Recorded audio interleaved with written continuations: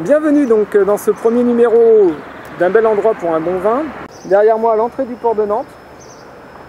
C'est un quartier qui est devenu très attractif, autrefois habité par une population d'ouvriers qui travaillaient sur les chantiers navals du Bijon. Alors j'associe à cette butte Sainte-Anne une autre butte, la butte du domaine de Laujardière, d'Éric Chevalier.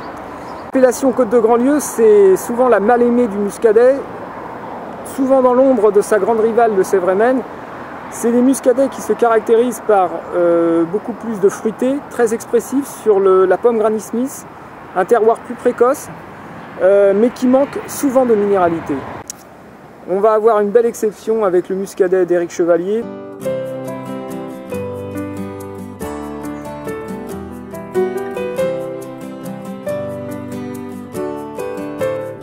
Alors c'est une robe attendue pour ce type de vin.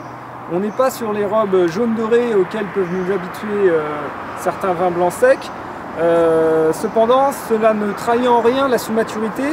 On est sur une robe qui correspond tout à fait au profil du vin qu'on va déguster. Une robe traversée légèrement de reflets verts, mais très franc. On a un nez dans lequel n'interfèrent pas du tout les sulfites, malheureusement, ce qui a beaucoup compromis l'imitation du muscadet. On a une très belle tension en bouche. Ce muscadet est étayé par une superbe acidité, très intégrée, une acidité qui n'est pas du tout métallique, et c'est un grand plaisir. En résumé, on a un muscadet vraiment racé, pourvu d'un très grand caractère. Clos de la Butte 2010, du domaine de Laujardière, d'Éric Chevalier, en muscadet Côte de Grandlieu, que je vous recommande fortement. Et souvenez-vous, si je n'avais qu'un conseil à vous donner, buvez intelligemment. Santé!